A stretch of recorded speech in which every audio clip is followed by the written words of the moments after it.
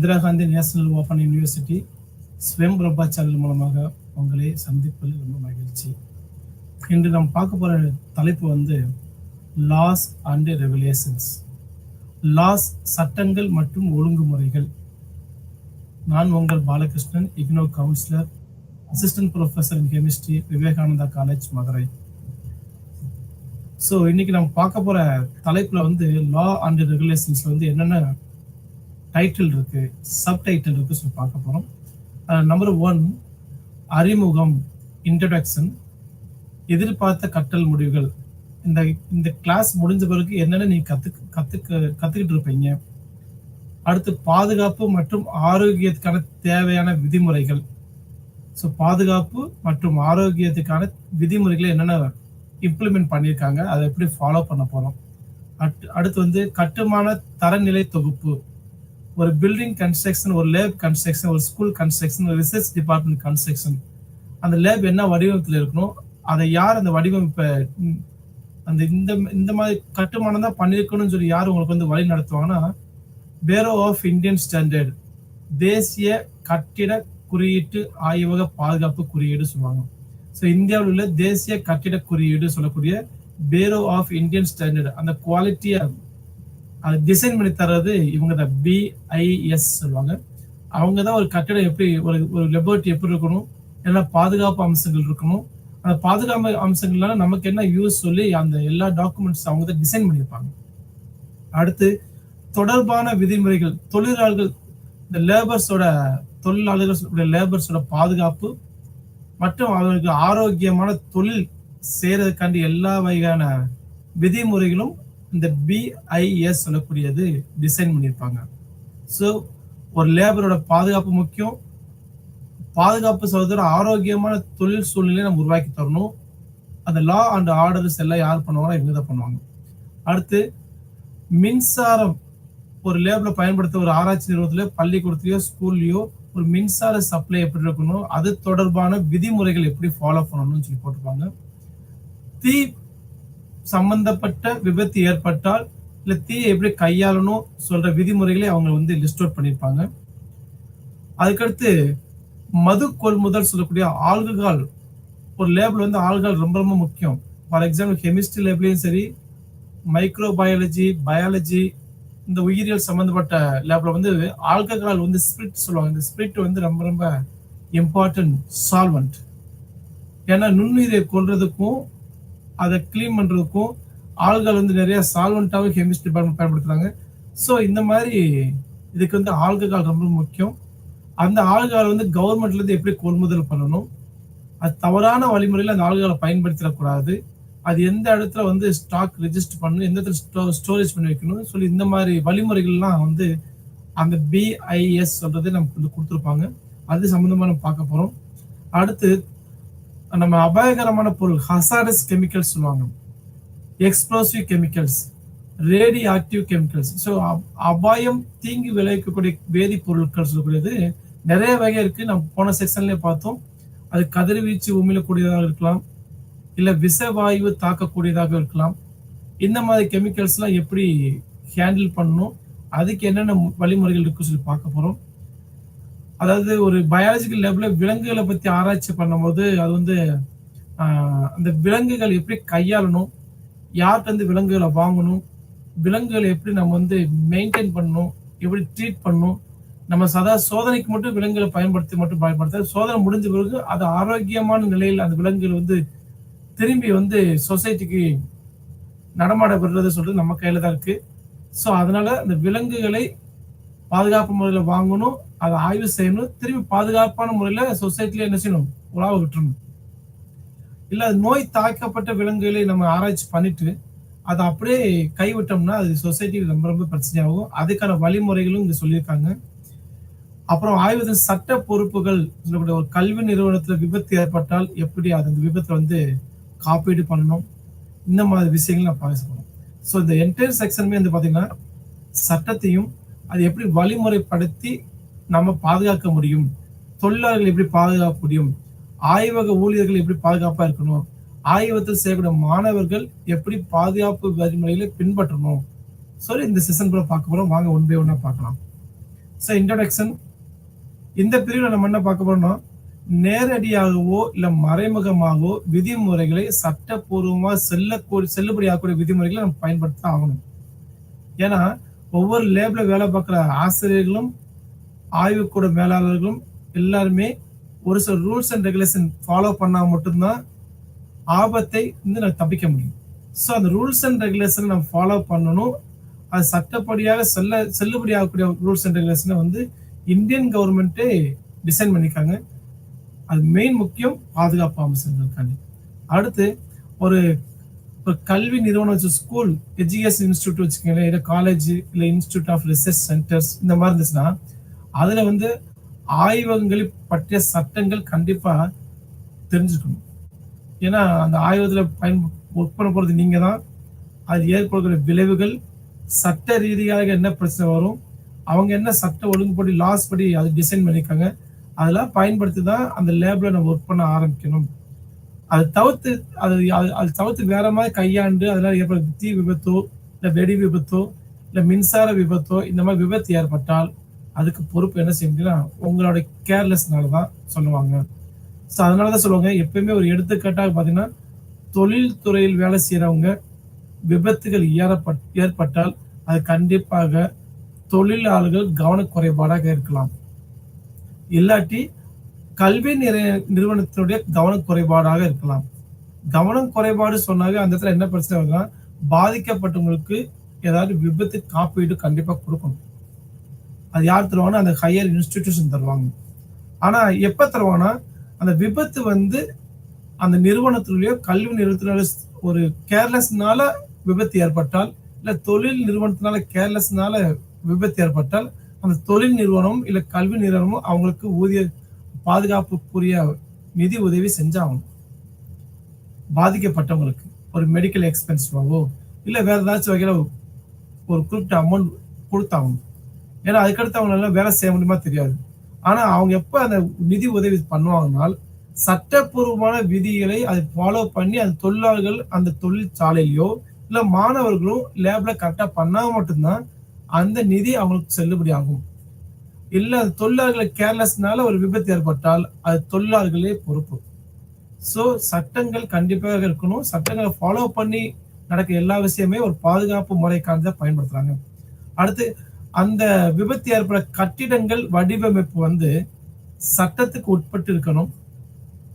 அது மிக முக்கியமானது பார்த்தீங்கன்னா மின்சாரம், தீ, அபாயகரமான பொருட்களை சேமிப்பு ஸ்டோர் ரூம் இதெல்லாம் பொறுத்து அந்த லெபார்டரி கட்டமைப்பு கண்டிப்பா என்ன செய்யும் மாறுபட்டு அமையும். அதையும் ஒன் பை ஒன்னா இந்த பார்க்க போறோம். அடுத்து கல்வி நிறுவனங்களுக்கு சிறப்பு கவனம் செலுத்த வேண்டும். எதுல செலுத்தணும்னா ஆல்கஹால் வாங்கும் போது, இப்ப எங்க கல்லூரிலயோ ஸ்கூல்லயோ ஒரு ஆல்கஹால் கவர்மெண்ட்ல இருந்து வாங்குறோம்னா அந்த ஆல்கஹால் ஒரு பிளேஸ்ல இருந்து ஒரு கல்வி நிறுவனத்துக்கு வந்து சேர வரைய அங்கங்க செக் பாயிண்ட்ல வந்து போலீஸ் ஸ்டேஷன்ல வந்து அந்த ஆல்கஹால் எவ்வளவு வாங்கணும் எங்க வாங்கணும் சொல்லி அவங்ககிட்ட சைன் வாங்கி ஒவ்வொரு ஸ்டேஜுக்கு வரணும். ஃபார் எக்ஸாம்பிள் ஒரு இடத்துல இருந்து வாங்கி நம்ம கல்வி நிறுவனத்து வரதுக்கு ஒரு 5 போலீஸ் ஸ்டேஷன் இருக்குன்னா குறிப்பிட்ட டிஸ்டன்ஸ்ல அந்த 5 போலீஸ் ஸ்டேஷன்ல இறங்கி என்ன செய்யணும்னா அவங்ககிட்ட கையெழுத்து வாங்கி அதுக்கடுத்து அந்த இன்ஸ்டியூட்டுக்கு கொண்டு வரணும். இன்ஸ்டியூட்டுக்குள்ள கரெக்டா லேப்ல வந்து பர்டிகுலர் ரூம்ல வந்து ஸ்டோர் ரூம்ல இவ்வளவு கணக்கு இருக்கு சொல்லி கரெக்டான ரெக்கா ரிஜிஸ்டர் பண்ணி தான் அந்த ஆல்கஹாலை உள்ள வந்து என்ன செய்யணும் ஸ்டோர் பண்ணணும். ஏன்னா ஆல்கஹாலை பொறுத்த மட்டும் விதிமுறைக்கு புறம்பா நம்ம பயன்படுத்தினோம்னால் கவர்மெண்டோட ஆக்ஷனுக்கு நம்ம இன்வால்வ் ஆகிருக்கோம். அதனால திரும்பி சொல்றேன், ஆல்கஹாலை பயன்படுத்தி லேப்ல பயன்படுத்துற எந்த லெபார்டரி இருந்தாலும் சரி, ஆராய்ச்சி நிறுவனம் இருந்தாலும் சரி, எப்பயுமே கவர்மெண்ட் சொல்ற சட்ட ரீதியான விஷயங்களை நீ ஃபாலோ பண்ணி தான் ஆகணும், விதிமுறைகளை ஃபாலோ பண்ணி தான் ஆகணும். விலங்குகள் மீதான சோதனையும் கவர்மெண்ட் என்ன ரூல்ஸ் படி சொல்லியிருக்காங்களோ அதை படிதான் நீ கையாளணும். அடுத்து ஒழுங்குமுறை அம்சங்கள் சொல்லக்கூடியது ஃபாலோ பண்ணீங்க என்றால் உடல் நலம், பாதுகாப்பு, பள்ளினாலும் சரி அறிவியல் துறையினாலும் சரி பணிபுரியவங்களுக்கு மிக மிக முக்கியம், பயனுள்ளதாக இருக்கும். ஸோ ஒழுங்குமுறை அம்சங்களை கண்டிப்பா ஃபாலோ பண்ணணும். அது எதுக்குன்னா அவங்களோட ஹெல்த்துக்காண்டி தான். அடுத்து முக்கியத்துவத்தை புரிந்து கொள்ள வேண்டும். என்ன முக்கியத்துவம்? சட்ட ரீதியாக சொல்லக்கூடிய விதிமுறைகளை ஃபாலோ பண்ற முக்கியத்துவத்தை நீங்க தெரிஞ்சு கொள்ளணும். நீங்க தான் ஸ்டூடெண்ட்ஸ்க்கோ அந்த நிறுவனத்தின் தலைவர் தான் அங்க நிறுவன தொழிலாளர்களுக்கோ அது திரும்பி சொல்லும் போது அது முக்கியத்துவத்தை புரிந்து கொள்வார்கள். அடுத்து ரசாயனங்கள், கருவிகள் போன்றவற்றை சட்டத்தை விதிப்பட்டு தான் நம்ம என்ன செய்யணும், வாங்கி பயன்படுத்த வேண்டும். சரி, இதெல்லாம் இன்ட்ரோடக்ஷன். இப்ப நம்ம என்ன, இந்த யூனிட் முடிஞ்ச பிறகு நீ என்னென்ன நாலேஜ் உங்ககிட்ட இருக்கும்னு சொல்லி பார்க்கும்போது, உதாரணத்துக்கு பயன்படுத்தினா பாதுகாப்பு மற்றும் சுகாதார விதிமுறைகளை அவசியத்தை நீங்க தெரிஞ்சு கொள்வீர்கள். ஸோ பாதுகாப்பு சுகாதார விதிமுறைகளை நீங்க வந்து அவசியத்தை, இம்பார்ட்டன்ஸ் ஆஃப் சேஃப்டி கண்டிப்பா நீங்க தெரிஞ்சுக்குவீங்க. அடுத்து தேசிய குறியீட்டு பயன்பாட்டை விவரிக்க அளவுக்கு உங்களுக்கு நாலேஜ் இருக்கும். தேசிய கட்டிட குறியீடு, ஒரு ஒரு பில்டிங் கன்ஸ்ட்ரக்ஷன் எப்படி இருக்கணும், ஒரு லேப் எப்படி வடிவமைக்கப்பட்டிருக்கணும், லேப்ல என்னென்ன பொருட்கள் பயன்படுத்தணும், லேப் வடிவமைக்கும் போது என்னென்ன பொருட்களை பயன்படுத்தி ஸ்ட்ராங்கா வடிவமைக்கணும், இதெல்லாம் வந்து தேசிய கட்டிட குறியீடு சொல்லுவாங்க. அது உண்மையான பார்க்க போகும். அடுத்து தொழிலாளர்கள் உடல் நலம், பாதுகாப்பு, நலன் தொடர்பான அம்சங்களை பட்டியலிட்டு தொழிற்சாலை சட்டத்தில் குறிப்பிடப்பட வேண்டும். என்னென்ன நல சார்ந்த தொழிற்சாலை என்ன நல சார்ந்த சட்ட விதிகள் இருக்கும் சொல்லி நம்ம படிக்க போறோம். அடுத்து மின்சார விதிமுறைகளை முக்கியத்துவத்தை புரிந்து கொள்ளப்படும். அடுத்து கல்வி நிறுவனத்தில் தீ பாதுகாப்பு விதிமுறைகளை நீங்க தெரிந்து கொள்வீர்கள். ஆல்கஹாலை எப்படி கையாளணும், எப்படி கொண்டு வரணும், எப்படி பாதுகாப்பு முறையில அதை வந்து சேமிச்சு வைக்கணும்னு சொல்லி நீங்க தெரிந்து கொள்வீர்கள். அதுக்கடுத்து அபாயகரமான பொருட்களை கையாள்வது எப்படி சொல்லி, விதிமுறைப்படி கையாளுவது எப்படி சொல்லி தெரிஞ்சு கொள்வீங்க. அடுத்து விலங்குகள் மீதான சோதனைகளை எந்த முறைப்படி விலங்குகள் மீதான சோதனையை நீங்க வந்து கையாள போறீங்க சொல்லி நீங்க தெரிஞ்சுக்குவீங்க. அடுத்து ஒரு கல்வி ஆய்வக விபத்து ஏற்பட்டால் சட்ட ரீதியாக மேற்கொண்டு விபத்து காப்பீடுதை எப்படி கையாள போறீங்க, எப்படி வாங்க முடியும்னு சொல்லி நம்ம பார்க்க போறோம். இதெல்லாம் அவுட்கம் ஆஃப் எக்ஸ்பெர்ட். அடுத்து பாதுகாப்பு மற்றும் ஆரோக்கியத்துக்கான தேவை ஒழுங்குமுறைகள். ஸோ பாதுகாப்பும் ஆரோக்கியத்துக்கான தேவையான ஒழுங்குமுறைகள் என்ன சொல்லி பார்க்கும்போது, பணி இடத்தில் ஏற்பட்ட விபத்து, நம்ம வேலை செஞ்சுட்டு இருப்போம், அப்படி ஏற்பட்ட விபத்து வந்து நம்மளுடைய அலட்சியத்தால் ஏற்பட்டால் அது நம்ம தான் பொறுப்பு, அது நிறுவனமோ தொழிற்சாலையோ பொறுப்பு கிடையாது. சட்ட கட்டுப்பாடுக்கு தனிநபர்கள், நிறுவனங்கள் தவறும் போது, அது நம்மளுடைய மிஸ்டேக் ஏற்பட்டாலும் சரி, நிறுவன மிஸ்டேக் ஏற்பட்டாலும் சரி, அது பாதிப்பு அந்த தனிநபருக்கு தான். ஸோ ரொம்ப ரொம்ப கேர்ஃபுல்லா, எந்த ஒரு மிஸ்டேக் இல்லாம ஹெல்த் கான்சியஸோட நீங்க என்ன செய்யணும், ஒர்க் பண்ணணும். அடுத்து ஒரு எக்ஸாம்பிள்ஸ், ஒரு வழக்கு பதிஞ்சிருக்காங்க பாருங்களேன். மருத்துவ ஆராய்ச்சி நிறுவனம் மெடிக்கல் ரிசர்ச் சென்டர் எங்க இருக்குன்னா டெல்லியில இருக்கு. 1993 ஏப்ரல் 27 ஒரு விபத்து ஏற்பட்டுச்சு. எங்கன்னா மெடிக்கல் ரிசர்ச் இன்ஸ்டிடியூட். அந்த நிறுவனத்தில் ஏற்பட்ட தீ விபத்துனால அது வந்து ஒரு ஆராய்ச்சியாளர்களால் ஏற்பட்ட ஒரு தவறான கவனக்குறைவினால் ஏற்பட்டது. அந்த தீ விபத்து எல்லா இடத்துல பரவி அந்த ரிசர்ச் இன்ஸ்டிடியூட்டுக்கு ஏகப்பட்ட பொருள் சேதாரம் ஏற்பட்டுச்சு. அதுல ஏற்பட்ட கட்டிட சேதாரம் ஏற்பட்டுச்சு. அதனால பல வருஷங்கள் ஆராய்ச்சி பண்ணி கண்டுபிடிச்ச கண்டுபிடிப்புகள், அந்த பேப்பர்ஸ், டாக்குமெண்ட்ஸ், ரசாயன பொருட்கள், விலை உயர்ந்த உபகரணங்கள் எல்லாமே தீக்கு இரையாயிடுச்சு. இது மெயின் காரணம் யாரு பாத்தீங்கன்னா அந்த கேர்லெஸ், அவங்களால அந்த கவனக்குறைபாடுகள் ஏற்பட்ட தீ விபத்துனால என்டையர் ரிசர்ச் ஏரியாவே கொலாப்ஸ் ஆயிடுச்சு. ஸோ அதுக்கடுத்து என்ன செய்யுங்க, இது எப்படி கையாளணும் சொல்லி விதிமுறைகளை கொஞ்சம் கொஞ்சமா கவர்மெண்ட் இம்ப்ளிமெண்ட் பண்ண ஆரம்பிச்சாங்க. பொதுவாக தீ தடுப்பு மற்றும் எச்சரிக்கை அமைப்புகள் கண்டிப்பா அங்கே பொறுத்து இருந்தால் இந்த விபத்தை தவிர்த்து இருக்கக்கூடும். ஃபயர் எக்ஸ்டென்ஷன் லாஸ்ட் கிளாஸ் பார்த்தோம். தீ அணைப்பு கருவி அங்க இருக்கணும். இல்லாட்டி என்டையர் பில்டிங்குமே வந்து தீ புகை வந்தா கூட என்ன செய்யணும், வாட்டர் ஸ்பிளிட் பண்ணுறது சென்சார் பொறுத்திருக்கும். இந்த மாதிரி தீயால் அணைக்கப்படக்கூடிய உபகரணங்கள் அங்க இருந்தால் பொருள் சேதத்தை தவிர்த்திருக்கலாம். அதனாலதான் சொல்றோம், பாதுகாப்பு ரொம்ப ரொம்ப முக்கியம். அதனால பொருள் செலவுகளோ இல்ல மிகப்பெரிய கண்டுபிடிப்புகளோ அழிவுலேருந்து நம்ம என்ன செய்யலாம், காப்பாற்றலாம். கேஸ் ஸ்டடி 2, அது வந்து தீயினால் ஏற்பட்ட பிரச்சனைகள். இது கேஸ் லீக். ஒரு நிறுவனத்தினால கேஸ் லீக்னால என்ன பிரச்சனை வந்துச்சு பாருங்க. 1995 செப்டம்பர் 25 குளோரின் சொல்ற கேஸ் வந்து சிலிண்டர் வந்து லீக் ஆயிடுச்சு. அது எங்கன்னா ஒரு மிகப்பெரிய கல்வி நிறுவனம், டெல்லியில் இருக்க கல்வி நிறுவனத்துல குளோரின் கேஸ் வந்து கொஞ்சமா லீக் ஆகி அந்த இடத்துல கூட குளோரின் கேஸா சூழ்ந்துருச்சு. குளோரின் கேஸ் தாக்கம் எப்படி இருக்குன்னா, கண்ணுபுரை எரிய ஆரம்பிக்கும், தொடர்ந்து இருமல் வரும், மூக்கிலிருந்து நீர் வடிதல், நுரையீரல் பாதிப்பு, இப்படி நிறைய சிம்டம்ஸ் கொடுக்கும். இந்த நோய் தன்மை எல்லாமே அந்த குளோரின் கேஸ்ல உருவாக்கப்பட்டது. அதனால அங்க இருக்க ஆராய்ச்சி மாணவர்கள் 2 பேர் அங்க இருந்தாங்க. அவங்க ஹாஸ்பிடல் அட்மிட் பண்ணி காப்பாத்துனாங்க. அதனால ஏற்பட்டனா என்டையர் அந்த ரிசர்ச் இன்ஸ்டிடியூட் டெல்லி கல்வி நிறுவனத்துல எல்லாத்துலயுமே குளோரின் சூழல் அதிகமா இருந்தது. அப்ப ஜன்னல்கள் எல்லாமே திறந்து வச்சு அந்த அந்த லீக்கேஜ் ஆன சிலிண்டரை எடுத்து ஒரு இடத்துல இருந்து அப்புறப்படுத்தி அது தீ அணைப்பு ஊழியர்கள் மூலமா ப்ராப்பரா வந்து டிஸ்போஸ் பண்ணி கிளீன் பண்ணி அந்த இன்ஸ்டிடியூட் மறுபடியும் கொண்டு வரதுக்கு நிறைய நாள் ஆச்சு. ஸோ இது வந்து அதுக்கடுத்து கிளீன் பண்ண பிறகு மாசு கட்டுப்பாடு வாரியம் டெல்லியில இருந்து அப்ரூவல் கொடுத்த பிறகுதான் அந்த இடத்துல திரும்பி ரிசர்ச் வந்து கல்வி நிறுவனத்துல இது ஆராய்ச்சி ஆரம்பிச்சாங்க. இது பார்த்தோன்னா ஒரு எரிவாயு சிலிண்டர் மூலமா லீக்கேஜ் ஆனால ஏற்பட்ட விபத்து. அது கரெக்டான சரிவர முறையில வந்து கையாண்டு பீரியாடிக்கலா அதை செக் பண்ணிட்டே இருந்திருந்தாங்கன்னா அந்த லீக்கேஜை நம்ம என்ன செய்யலாம், குறைச்சிருக்கலாம். இதுல மிக முக்கியமான என்னன்னா, ஆய்வு ஊழியர்கள் சமாளிக்கக்கூடிய பயிற்சி அங்க கொடுத்திருந்தால் குளோரின் கேஸ் அப்பயே என்ன செய்யலாம், அவங்க ஸ்டாப் பண்ணிருப்பாங்க. நம்ம இந்தியாவில் பொறுத்த மட்டும் மிகப்பெரிய பிரச்சனைனா, ஒரு ஒரு விபத்து ஏற்பட்ட பிறகுதான் அவரோட அவேர்னஸ் வெளியே வருது. ஒரு பொருள் பயன்படுத்துறோம், ஒரு ரிசர்ச் லெவல பயன்படுத்துறோம், கல்வி நேரத்துல எந்த கெமிக்கல்ஸ் பயன்படுத்துறோம், அந்த கெமிக்கல்ஸ் பயன்படுத்துறதுக்கு முன்னாடி அந்த கெமிக்கல்ஸ்னால ஏதாவது பிரச்சனை வந்தால் எப்படி அதை கையாண்டு அதுல இருந்து நம்ம தப்பிக்கணும் சொல்லி விதிமுறைகளை முதல்ல தெரிஞ்சு வச்சுக்கணும். அப்புறம் அதான் அந்த கெமிக்கலை நம்ம கையாள வேணும். இப்ப குளோரின் கேஸ் லீக்கேஜ் ஆனால வந்து எவ்வளவு பிரச்சனை வந்ததோ அது மெயின் மிஸ்டேக் வந்து சிலிண்டரை வந்து பீரியடிக்கலா செக் பண்ணல.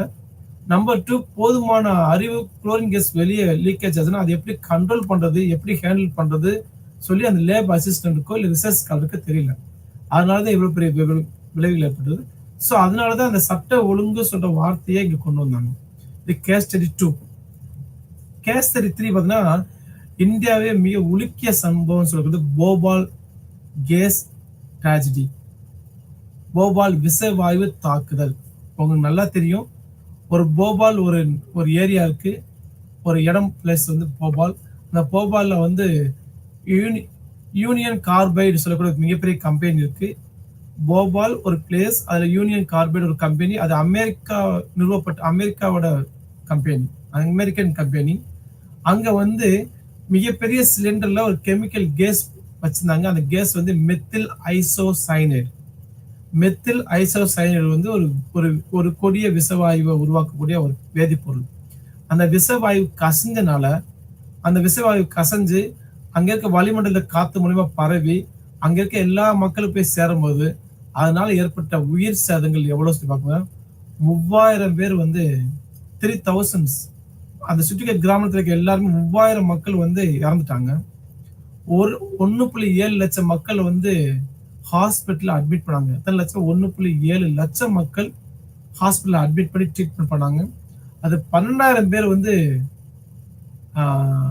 மருத்துவமனை அனுமதிக்கப்பட்டு உயிர் படைத்தார்கள். இப்படி நிறைய விஷயங்கள் பேசிட்டே போலாம்.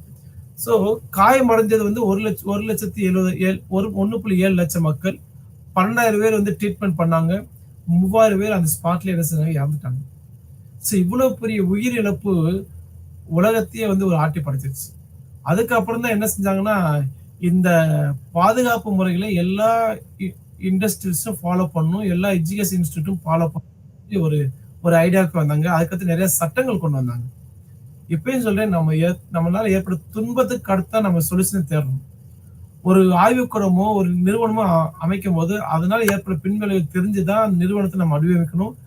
அங்க பொருள் சேதத்தை காட்டிலும் உயிர் சேதத்தை மிக மிக குறைவா மதிப்பிடுறாங்க. ஸோ அதனாலதான் சட்டங்கள் வந்து வீக்கா இருக்கு. அந்த சட்டங்கள் வீக்கான சட்டங்களை பயன்படுத்தி நிறைய விஷயங்கள் தப்பா பண்ண ஆரம்பிச்சிருக்கு. அதுல பெஸ்ட் எக்ஸாம்பிள் யூனியன் கார்பைடு சொல்லக்கூடிய அமெரிக்கன் கம்பெனி ஏற்படுத்திய விஷவாயு லீக்கேஜ் மெத்தில் ஐசோசைனைடு விஷவாயு மக்களை பாதிச்சு 3000 மக்கள் இறந்துட்டாங்க, உயிர் சேதம் ஆயிடுச்சு. பல லட்சம் மக்கள் வந்து காயத்தோடையோ பலவகை பிரச்சனையோட இருக்காங்க, இன்ன மாதிரி இருக்காங்க.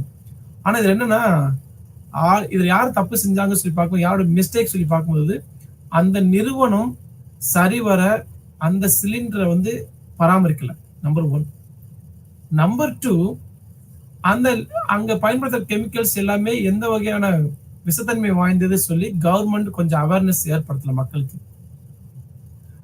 நம்பர் 3, அப்படி லீக்கேஜ் ஆன பிறகு கூட மக்கள் வந்து ஹாஸ்பிட்டல் அட்மிட் பண்ணும்போது, அங்க ஹாஸ்பிட்டல்ல இருக்க மருத்துவர்களுக்கு அப்படி ஒரு வியாதி அந்த மாரி கேஸ் தாக்குனால், அது எப்படி ட்ரீட்மெண்ட் பண்ணணும்னு சொல்லி ஒரு தெளிவான அந்த மருத்துவருக்கு ஐடியா இல்ல. சோ கேஸ் சிலிண்டர சரிவர பராமரிக்கல. லீக்கேஜ் ஆனது சரிவர அத ஸ்டாப் பண்ண முடியல. டெக்னீசியன் குறைபாடு. அப்படி பாதிக்கப்பட்ட மக்கள் வந்து ஹாஸ்பிட்டல்ல அட்மிட் பண்ண பிறகு, ஹாஸ்பிட்டலோட டாக்டரோ, நர்ஸோ இந்த பிரச்சனைனால அவங்களுக்கு எப்படி எந்த முறையில ட்ரீட்மெண்ட் பண்ணணும் வழிமுறை அவங்களுக்கு தெரியல. இந்த 3 விஷயம் லேக்கிங் ஆனனால பல ஆயிரக்கணக்கான உயிர்கள் வந்து பலியாச்சு. இது பொதுவாவே வந்து அந்த நிறுவனத்தோட தப்பு. நிறுவனத்துல வேலை பார்க்குற தொழிலாளர்களுடைய தப்பு இருக்கு.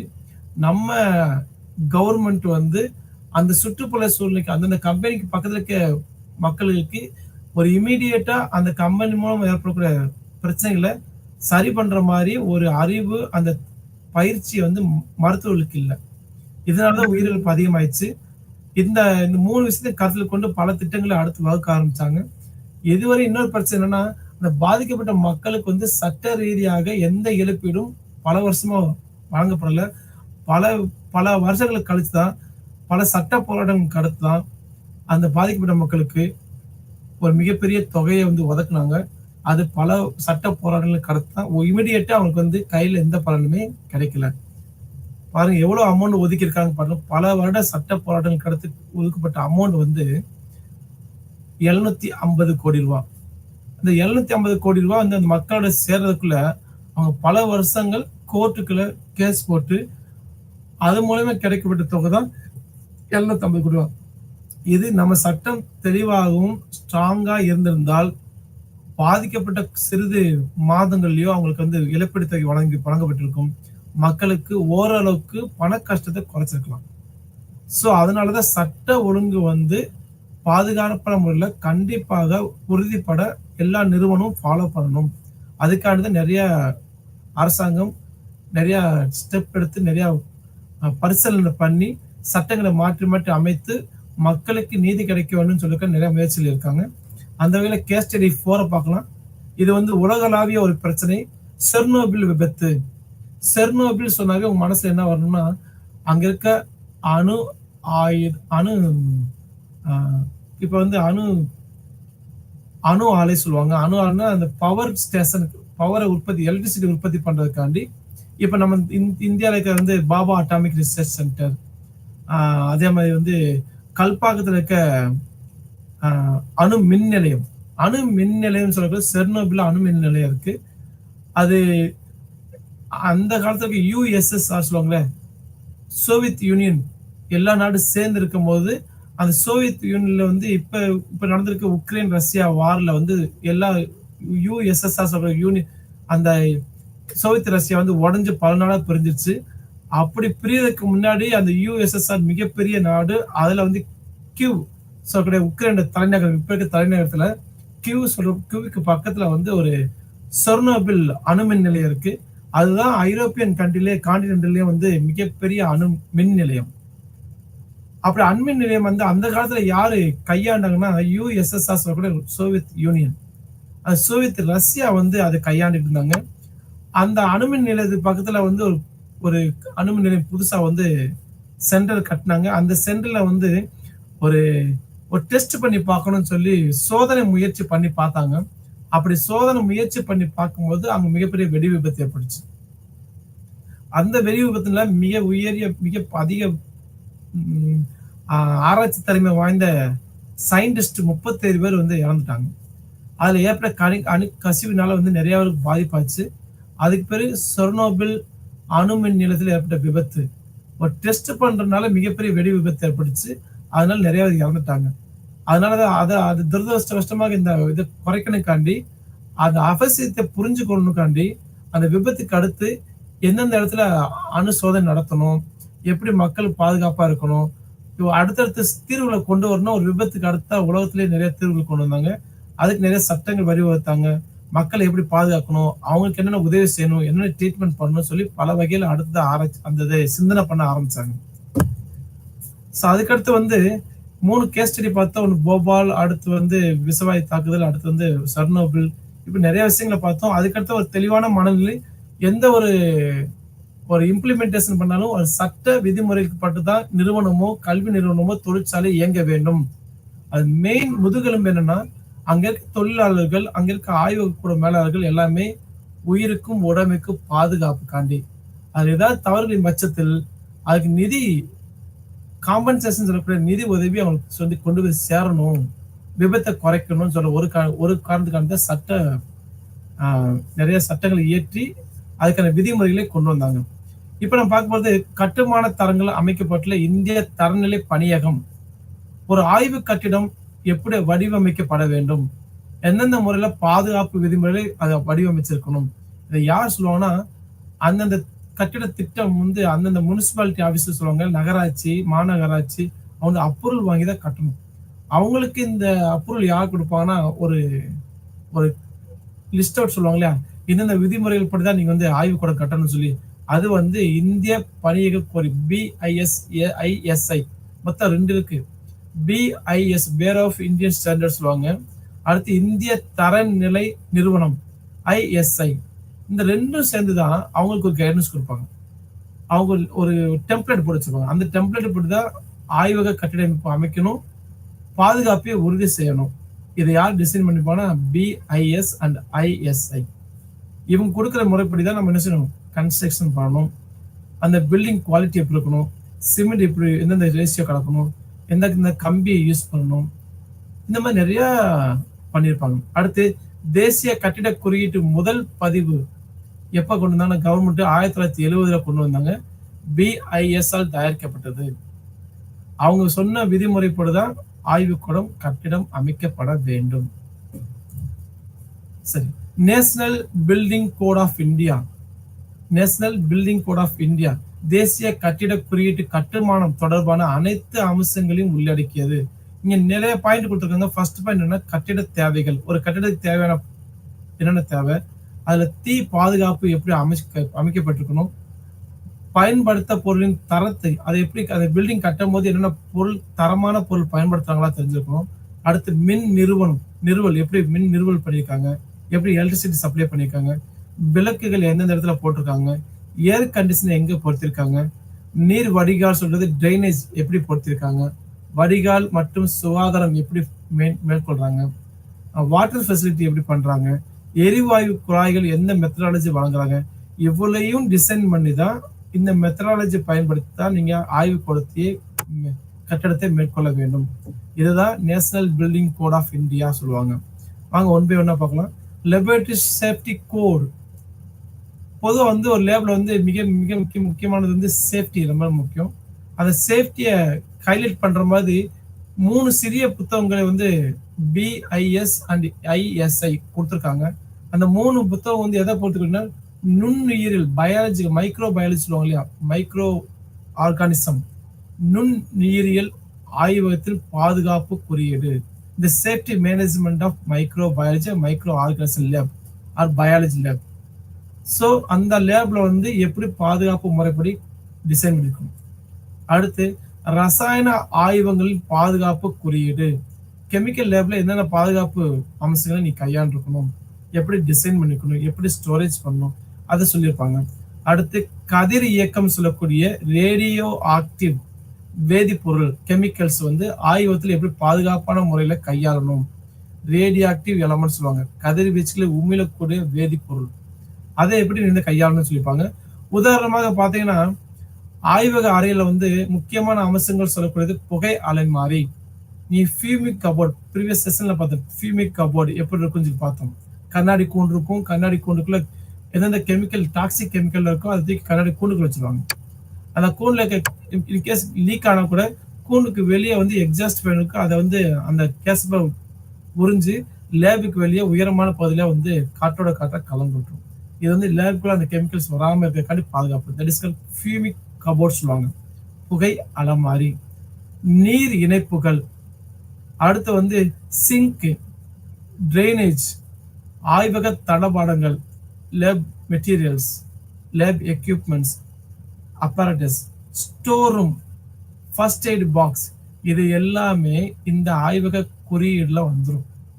ஸோ லேப்னா என்னென்ன இருக்குன்னு சொல்லி எல்லாமே கிளியரா சொல்லியிருப்பாங்க.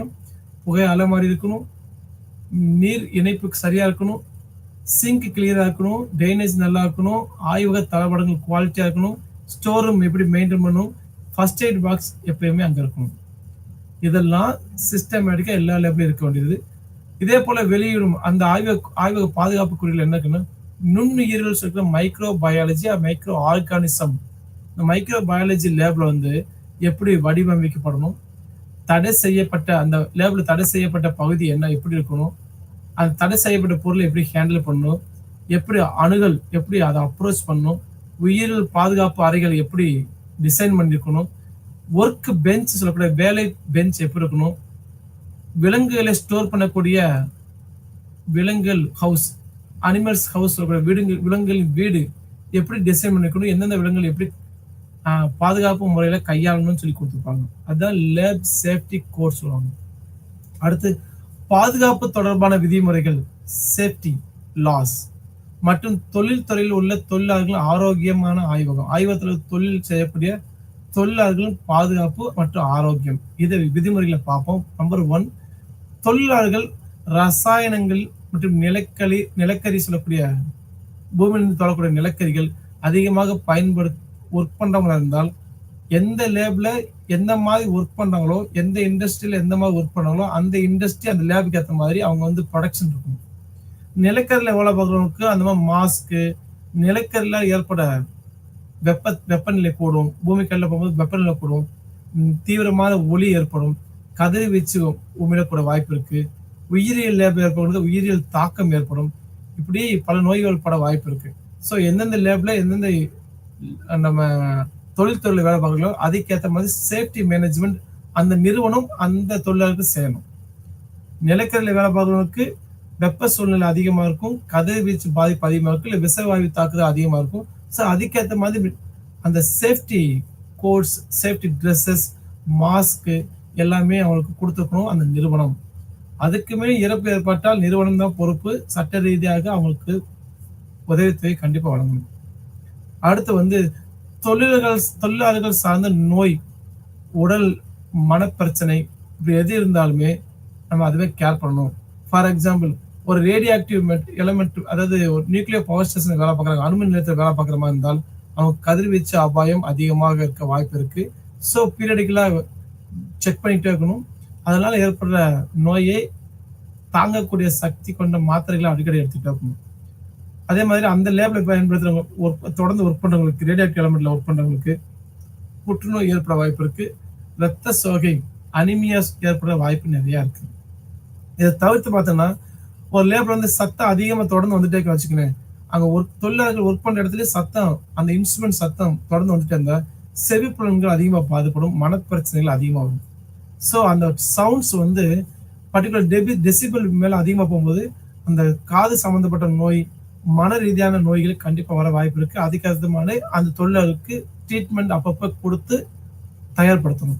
அடுத்து பென்சின் சொல்லக்கூடியது ஆர்கானிக் சால்வெண்ட்ல ஒர்க் பண்ணவங்களுக்கு ரத்த புற்றுநோய் வர அதிகமாக வாய்ப்பு இருக்கு. அதுக்கேற்ற மாதிரி அவங்க ப்ரொடக்டிவ் கோட் கண்டிப்பா கொடுத்துருக்கணும். அடுத்து புரோமைன், கார்பன் டை சல்பைடு இதெல்லாம் அதிகமா ஒர்க் பண்றவங்களுக்கு, தொழிலாளர்கள் ஒர்க் பண்றவங்களுக்கு மன ரீதியான நோய்கள் வர வாய்ப்பு இருக்கு. அதுக்கேற்ற மாதிரி அவங்க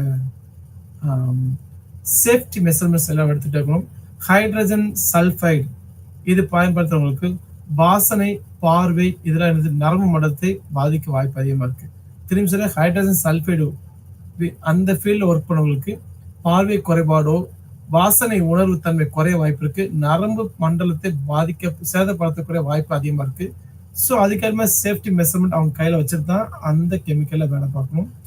அது மட்டும் இல்லாம கல்வி நிறுவனத்தில் உள்ள ஆய்வக ஊழியர்கள் சாத்தியக்கூறுமான கவனமாக இருக்கணும். எந்த பிரச்சனை வந்தாலும் சரி, அது மீன் கெமிக்கல்னால் யூஸ் பண்றாங்க இல்லை பயாலஜி லேப்ல ஒர்க் பண்ணாலும் சரி, பயாலஜி லேப்ல நோய் தாக்கத்திலிருந்து பாதுகாப்பா இருக்கணும். கெமிக்கல் ஒர்க் பண்றவங்களுக்கு கெமிக்கல்ஸ் அந்த மாதிரி எந்தவித தாக்கமும் அந்த ஆய்வக ஊழியருக்கு வரக்கூடாது. அதுக்கேற்ற மாதிரி சேஃப்டி மெஷர்மெண்ட் பண்ணணும். அடுத்து இதுக்கானதான் இந்தியன் கவர்மெண்ட் 1948 தொழிற்சாலை சட்டத்தை உருவாக்கியது. தொழிற்சாலை சட்டத்தை யாருக்குன்னா தொழிற்சாலை வேலை பார்க்கக்கூடிய தொழிலாளர்களுக்கான பாதுகாப்புக்காண்டி நிறுவப்பட்டது. இது பல சீர்திருத்தங்கள், வருஷம் அப்படி பல சீர்திருத்தங்கள், பல விஷயங்களை பார்த்து, பல ஆக்சிடென்ட் பார்த்து இதெல்லாம் கொஞ்சம் விதிமுறையில நிறைய பல திருத்தங்கள் பண்ணாங்க. 1987 வரை திருத்தம் பண்ணாங்க. இப்போ வரை திருத்தம் பண்ணிட்டு தான் இருக்காங்க. டிபெண்ட்ஸ் அப்பான் அந்த எக்ஸ்பீரியன்ஸ் படி.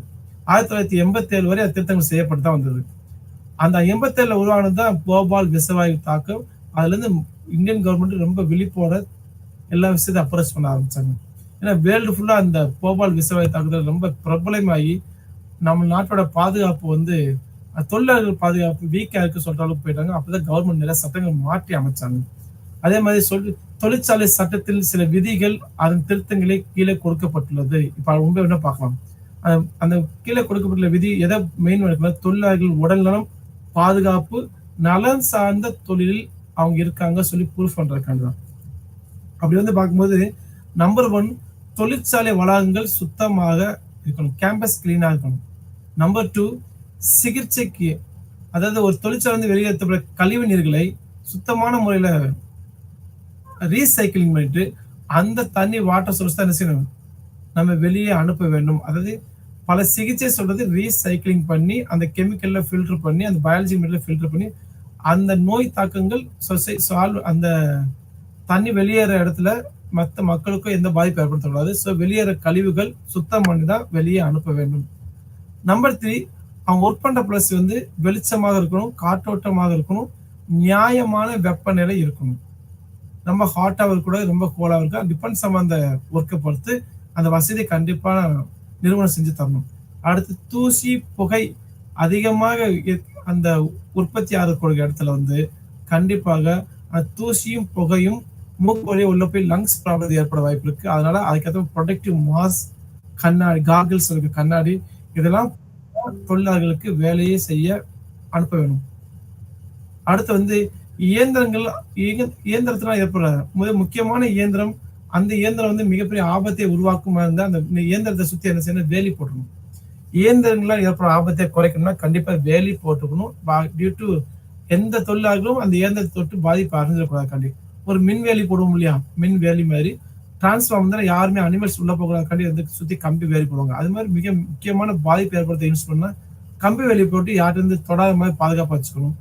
அடுத்து அதிக இடையுள்ள பொருட்களை சுமக்கவோ தூக்கவோ நகர்த்தவோ தொழிலாளருக்கு அனுமதிக்க கூடாது. அதுக்கேற்ற மாதிரி ட்ராலியோ இல்லை ஈஸியா மூவ் பண்ற மாதிரி ஒரு பொருளை வச்சுதான் பண்ணணும்.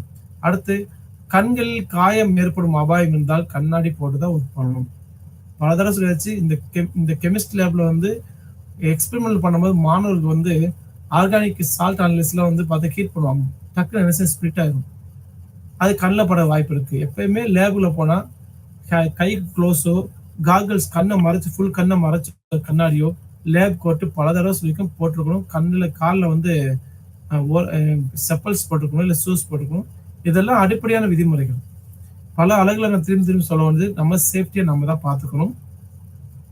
அடுத்து போதுமான தீ தடுப்பு முறைகளை அங்க இருக்கிறவங்களுக்கு தெரிஞ்சுக்கணும். தீ விபத்து ஏற்பட்டாலோ தீயில எப்படி தப்பிக்கணும் வழி தெரிஞ்சுக்கணும். தீயை அணைக்கக்கூடிய பயிற்சி அவங்களுக்கு கொடுத்துருக்கணும். அடுத்து ஒவ்வொரு தொழிற்சாலையும் கண்டிப்பா ஃபர்ஸ்ட் எய்ட் பாக்ஸ் இருக்கணும். முதலுதவி பெட்டி ஒவ்வொரு 150 தொழிலாளர்களுக்கும் ஒரு முதலுதவி பெட்டி சொல்லி முதல் உதவி பெட்டி 150 நம்பர்ஸ்க்கு ஒரு முதலுதவி ஃபர்ஸ்ட் எய்ட் பாக்ஸ் கண்டிப்பா இருக்கணும். ஸோ அந்த விகிதாச்சாரத்துல ஃபர்ஸ்ட் எய்ட் பாக்ஸ் அங்க நிறைய வச்சுக்கணும், எப்பயுமே ஆக்டிவா வச்சிருக்கணும். நம்பர் 2 அந்த ஃபர்ஸ்ட் எய்ட் பாக்ஸ் யாராச்சும் ஒருத்தர் கண்ட்ரோல்ல இருக்கணும். அப்போதான் பீரியாடிக்கலா செக் பண்ண முடியும், எது குறைஞ்சிருக்கோ அதை ரீஃபில் பண்ணணும். அந்த ஃபர்ஸ்ட் எய்ட் பாக்ஸ் மெயின்டைன் பண்றவங்களுக்கு முதலுதவி செய்யக்கூடிய திறமையும் பயிற்சியும் அந்த தொழிற்சாலையில் உள்ள தொழிலாளர்களுக்கு அந்த மெயின்டைன் பண்றவங்களுக்கு இருக்கும். ஸோ அந்த விகிதாச்சாரப்படி திரும்பி சொல்றேன், ஃபர்ஸ்ட் எய்ட் பாக்ஸ் 150 தொழிலாளர்களுக்கு ஒரு ஃபர்ஸ்ட் எய்ட் பாக்ஸ் பெரிய பாக்ஸ் இருக்கணும். அதை ஒருத்தர் கண்ட்ரோல் தான் வச்சிருக்கணும். அந்த ஒருத்தர் எப்பயுமே கரெக்டா ஃபில் பண்ணி வச்சுட்டே இருக்கணும். அந்த ஃபர்ஸ்ட் எய்ட் பாக்ஸ் எப்பவுமே வைப்ரண்டா வைக்கணும், எதுவும் குறைபாடு இருக்கக்கூடாது. அந்த நபர் முதலுதவி கொடுக்கக்கூடிய எல்லா பயிற்சியும் பெற்றிருக்கணும். இதுதான் ஒரு முக்கியமானது. அவங்க ஈஸியா ட்ரீட்மெண்ட் பண்றதுக்கும் ஹெல்ப்ஃபுல்லா இருக்கும்.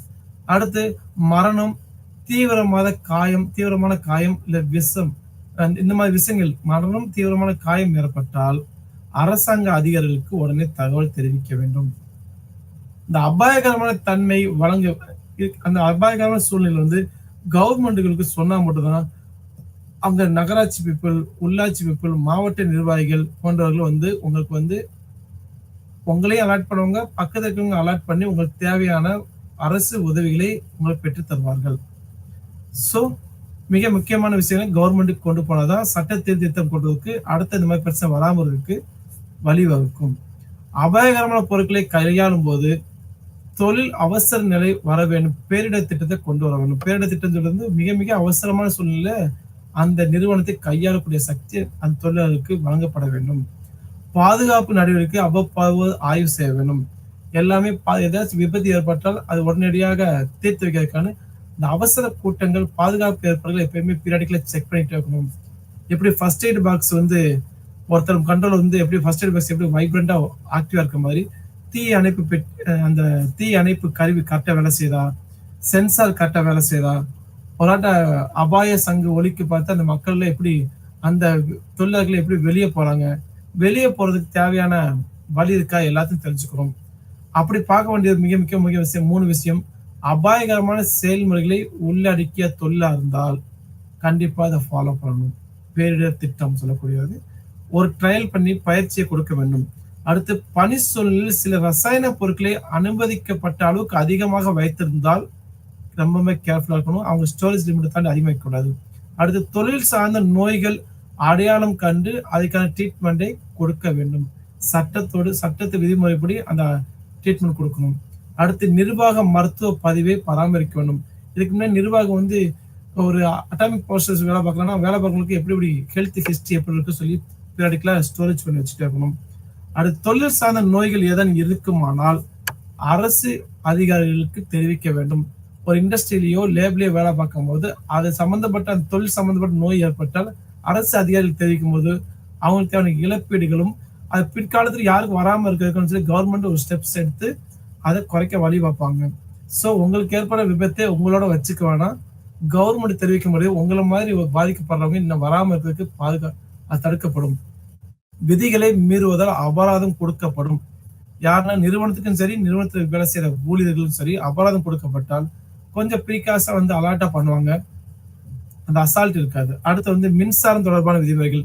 மின்சாரத்தை எப்படி கையாளணும், எப்படி பராமரிக்கணும், அதுல இருந்து ஏற்படும் தீ விபத்தை எப்படி நம்ம வந்து மரணம் தவிர்க்க நம்ம எப்படி அதை கையாளணும்னு சொல்லி பார்த்து கையாளணும். ஏன்னா ஃபயர் எக்ஸ்டென்ஷன் வைக்கும் போது தீ அணைக்கக்கூடிய கருவி அதை எப்படி பராமரிக்கணும், எப்படி பயிற்சி மூலமா அதை வந்து வேம தீயை அணைக்கணும்னு சொல்ற அந்த பயிற்சியை அங்க கொடுக்கணும்.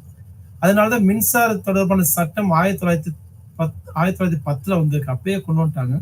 அந்த சட்டத்தில் மேல நிறைய மாற்றுதல் செஞ்சு நிறைய விஷயங்கள் வந்து மக்களுக்கும் தொழிலாளர்களுக்கும் சேஃப்டி காண்டி கொண்டு வந்திருக்காங்க.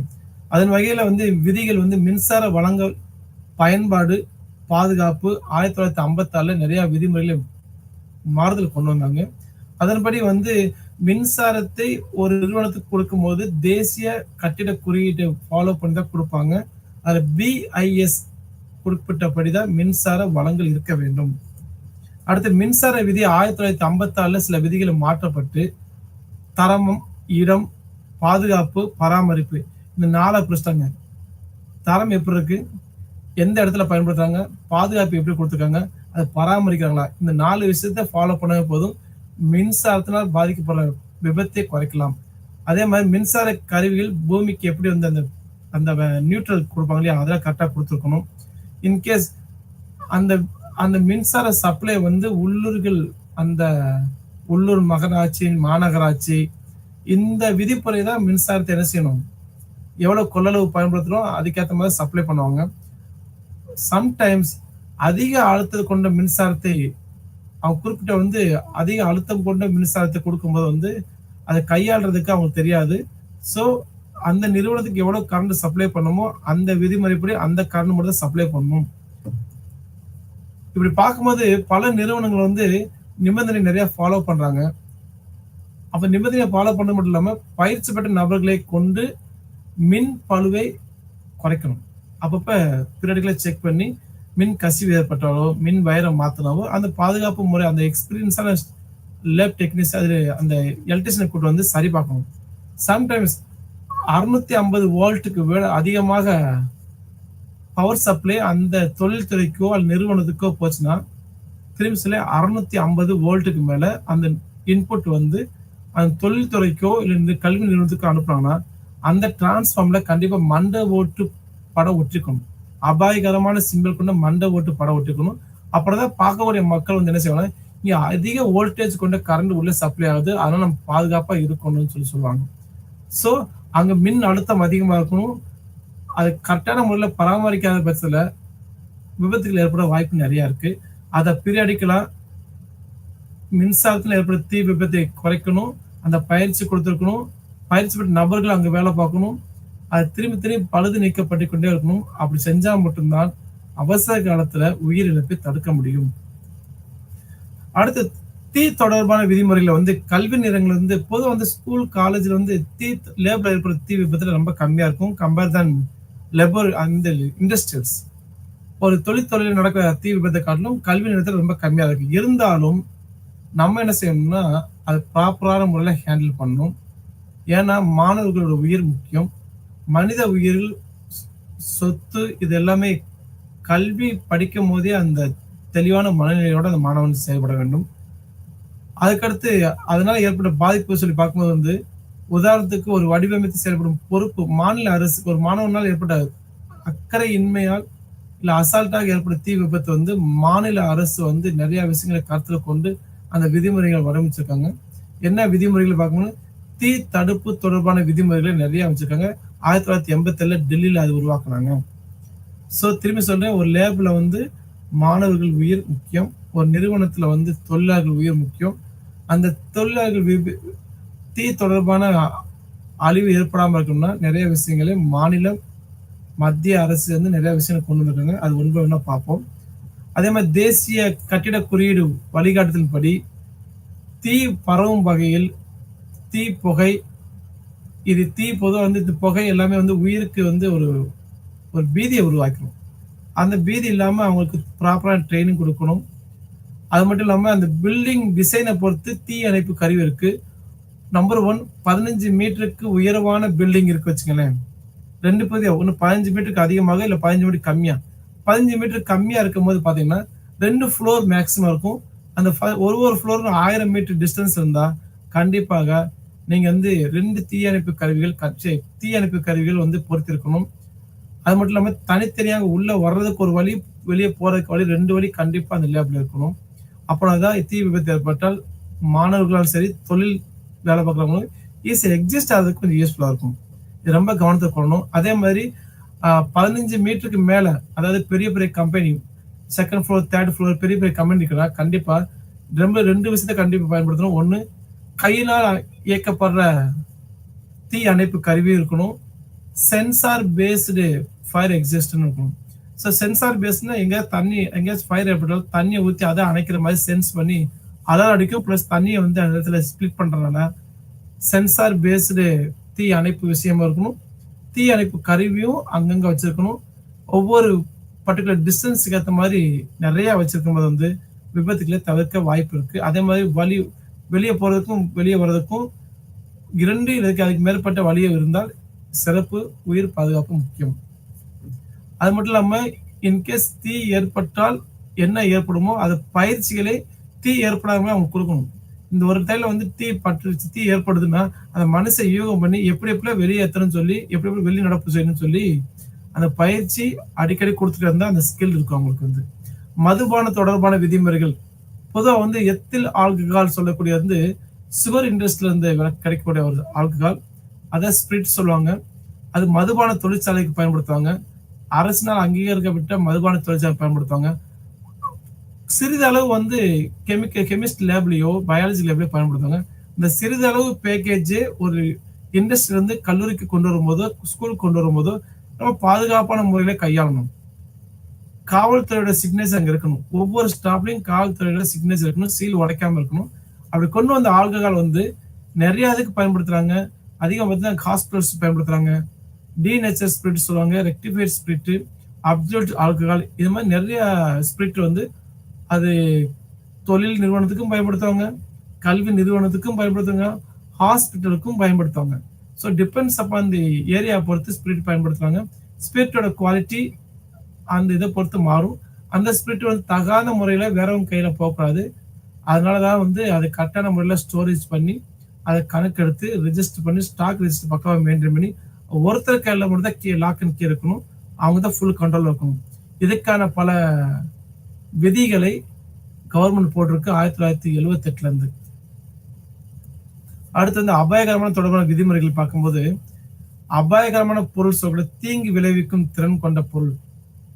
அது அது தீங்கு விளைவிக்கும் பொருள் வந்து அந்த தீங்கு வந்து மனிதனுக்கு ஏற்படலாம், இல்ல விலங்குகளுக்கு ஏற்படலாம், இல்ல நுண்ணுயிர்கள் மூலமா பரவலாம். அந்த தீங்கு விளைவிக்கும் பொருள்ல ரொம்ப கவனம் செலுத்தணும். போதுமான கவனிப்பு இருக்க வேண்டும். பலமுறை வலியுறுத்தப்பட்டு வருகிறது. ஆபத்தை கையாளும் பயிற்சி கண்டிப்பாக லேப் டெக்னீஷியனுக்கோ மாணவர்களுக்கோ தொழில் சார்ந்த தொழிலாளர்களுக்கோ கொடுக்க வேண்டும். அடுத்து மத்திய அரசிடம் உள்ள அபாயகரத்தை கையாள்வது எப்படி என்ற சட்டத்தை அவ்வப்போது அவங்களுக்கு படிக்க சொல்லிக்கிட்டே இருக்கணும், தெரிஞ்சுக்க வற்புறுத்திக்கிட்டே இருக்கணும். இந்த சட்டத்தில் சில பற்றி நம்ம அட்டவணைப்படுத்திருக்காங்க. அந்த அட்டவணைப்படுத்தப்பட்ட விஷயம் யார் சொன்னாங்கன்னா பாத்தீங்கன்னா, ஸ்டாக்ஹோம், ஸ்வீடன்ல இருக்க ஸ்டாக்ஹோம் ஒரு பிளேஸ் இருக்கு. ஸ்வீடன்ல இருக்க ஸ்டாக்ஹோம் ஐநா மாநாடு அங்க நடந்தது. எப்பன்னா 1972 ஜூன் 14 ஐநாவால் ஏற்பாடு செய்யப்பட்ட ஸ்வீடனில் உள்ள ஸ்டாக்ஹோம்ல வந்து இந்தியாவில் போபால் கேஸ் விசுவாவை தாக்குதலுக்கு அடுத்து அந்த மீட்டிங் ஆரம்பிச்சாங்க. அந்த மீட்டிங்ல நிறைய விஷயங்கள் டிஸ்கஸ் பண்ணி இந்த மாதிரி இறப்பு உலகத்துல எங்கேயும் நடக்கக்கூடாதுக்காண்டு சுற்றுப்புற முக்கியமா மையம் கொண்டு அந்த அட்டவணை ஆரம்பிச்சாங்க. என்னன்னு பார்ப்போம். Number 1, factories act 1948 and 1987. ஒரு ஃபேக்டரியில வந்து என்னென்ன விதிமுறைகள் இருக்குன்னு தெரிஞ்சுக்கணும். அந்த சட்டப்பூர்வமான ஆக்ட் அங்க இருக்கு. அட்டாமிக் எனர்ஜி சொல்லக்கூடிய ஆக்ட் 1962ல ஆரம்பிச்சாங்க. இதுல என்னன்னா, அந்த ரேடியோ ஆக்டிவ் மெட்டீரியல் கதிர்வீச்சு உமிழக்கூடிய கெமிக்கல் வந்து எப்படி கையாளணும், எப்படி கண்ட்ரோல் பண்ணி ஸ்டோரேஜ் பண்ணணும்னு சொல்லி அந்த விதிமுறை சொல்லிருக்கு. ரேடியோ ஆக்டிவ் ப்ரொடக்டிவ் ரூல்ஸ், அந்த அணுக்கதிரில் வேலை பார்க்கறவங்களுக்கு 1971 சட்ட ரீதியா கொண்டு வந்தாங்க. அணுக்கதிரில் வேலை பார்க்கறவங்களுக்கு என்னென்ன பாதுகாப்பு அம்சங்கள் இருக்கணும், எப்படி பீரியடிக்கலா ஹெல்த்தை செக் பண்ணணும், அவங்களுக்கு என்னென்ன உதவிகள் செய்யணும்னு சொல்லி அந்த ரூல்ஸை கொண்டு வந்திருக்காங்க. Water prevention and controlling pollutions, water வந்து எப்படி வந்து பொல்யூஷன் இல்லாம பாதுகாக்கணும் 1974 கொண்டு வந்தாங்க. அந்த ஆக்ட் மூலம் என்ன செய்ய, வாட்டர் வந்து அந்த ஆக்ட்ல நிறைய பேர் அந்த ஆக்டை கொண்டு வந்த நிறுவனம், அந்த அந்த அமைப்பு எப்படி பார்த்தீங்கன்னா, central government, state government, pollution control board, இதெல்லாம் சேர்ந்துதான் water prevention of control and pollutions. பொல்யூஷன்ஸோட ப்ரிவென்ட் பண்ணணும், கண்ட்ரோல் பண்றது, வாட்டர் குவாலிட்டியை மெயின்டைன் பண்றது முக்கியமான வேலை. அது 1974 கொண்டு வந்தாங்க. அடுத்து ஏர் பொல்யூஷனை கண்ட்ரோல் பண்றதுக்கு 1981 கொண்டு வந்தாங்க. சென்ட்ரல் அண்ட் ஸ்டேட் கவர்மெண்ட் சேர்ந்து எந்தெந்த மூலமா ஏர் பொல்யூஷனை குறைக்கலாம். சமீபத்தில் பார்த்தீங்கன்னா டீசல் காரு, பெட்ரோல் கார்லாம் 15 வருஷத்துக்கு மேல யார் யூஸ் பண்ணாங்களோ அதுக்கப்புறம் குறைச்சாங்க. டெல்லி கவர்மெண்ட் குறைச்சாங்க. மாசு கட்டுப்பாட்டு வாரியம் மூலம் குறைச்சாங்க. இதெல்லாம் அந்த ஆக்ட்ல வரக்கூடியதுதான். அது என்விரான்மெண்டல் ப்ரொடெக்ஷன் ஆக்ட் 1969 1969 கொண்டு வந்தாங்க. இது எப்ப கொண்டு வந்தா, போபால் கேஸ் ட்ராஜடிக்கு அடுத்து அதனால ஏற்பட்ட விளைவுகளை பார்த்துட்டு என்விரான்மெண்டல் ப்ரொடெக்ஷன் கொண்டு வந்தாங்க. ஒரு எக்ஸாம்பிள் தான் சொல்லியிருக்கேன், போபால் கேஸ். அது மாதிரி நிறைய பிரச்சனை வரும். அது ஹசாடஸ் கம்ப்ளைண்ட் குறைக்கிறதுக்காண்டி 1986 கொண்டு வந்தாங்க. அதே மாதிரி ஹசாடஸ் வேஸ்ட், ஒரு கம்பெனில இருந்து விஷ தன்மை வாய்ந்த வேஸ்ட் எல்லாம் வெளியே அனுப்பாம அது முறைப்படி ஹேண்டலிங் பண்ணி அந்த விஷத்தன்மையை குறைச்சிட்டு எப்படி வந்து ஸ்கிராப்ல போடுறது சொல்லி இந்த ஆக்ட் கொடுத்துருக்காங்க. Manufacturers and storage and importance, ஒரு அந்த ஹசாடஸ் கெமிக்கல் எப்படி மேனுஃபேக்சர் பண்ணணும், அதை எப்படி ஸ்டோரேஜ் பண்ணணும், அந்த இம்பார்ட்டன்ட் பாயிண்ட்லாம் வந்து அந்த ஆக்ட்ல சேர்த்திருக்காங்க. பொதுவாக regulation and specific concentration of hazardous chemicals, அது எப்படி அந்த ஹசாடஸ் கெமிக்கல் வந்து ஃபார் எக்ஸாம்பிள் பெட்ரோ கெமிக்கல் சொல்லலாம். அந்த பெட்ரோ கெமிக்கல் சொல்றது வந்து பெட்ரோலியம் சுத்திகரிப்பு ஆலையிலிருந்து ஏற்படுற கழிவுகள், பிளஸ் வந்து ஃபிளேமபிள் எளிதில் தீ எறியக்கூடியது, எளிதில் வெடிக்கக்கூடியது, டாக்ஸிக் கேஸை வெளியிடக்கூடியது, இந்த மாதிரி ஹைலி ரியாக்டிவ் கெமிக்கல்ஸ் எல்லாம் எப்படி கையாளணும், எப்படி ஸ்டோரேஜ் பண்ணணும் சொல்லி அந்த விதிமுறையில கொடுத்துருக்காங்க.